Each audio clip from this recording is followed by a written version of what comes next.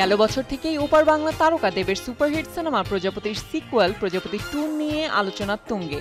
চলতি বছরের শুরুর দিকে সিনেমাটি নিয়ে ফের চর্চা শুরু হয়, তবে এখন পর্যন্ত এটি নিয়ে কোনো আপডেট ছিল না। অবশেষে জানা গেল জুলাই থেকে শুরু হতে যাচ্ছে শুটিং। তবে শুরুর দিকে প্রজাপতি 2-তে দেবের নায়িকা হিসেবে তাসনিয়া ফারিনের নাম শোনা গেলেও এখন আর তিনি থাকছেন না। ভিসা জটিলতার কারণে বাদ পড়েছেন তিনি। এবার দেবের নায়িকা হচ্ছেন ওপার বাংলার ছোট পর্দার অভিনেত্রী জ্যোতির্ময়ী কুণ্ডু, এমনটাই জানিয়েছে ভারতীয় গণমাধ্যম। জানা গেছে, সম্প্রতি এক বৈঠকে সিনেমাটি নিয়ে প্রযোজক, পরিচালক ও অভিনেতার আলোচনা হয়েছে। অতুন, দেব ও অভিজিৎ ঠিক করেছেন কলকাতায় তারা প্রথম শুটিং শুরু করবেন। পরিস্থিতি স্বাভাবিক হলে দেশের বাইরে শুটিং করবেন। অতুন রায়চৌধুরী প্রযোজিত প্রজাপতি 2 সিনেমাটি পরিচালনা করবেন অভিজিৎ সেন।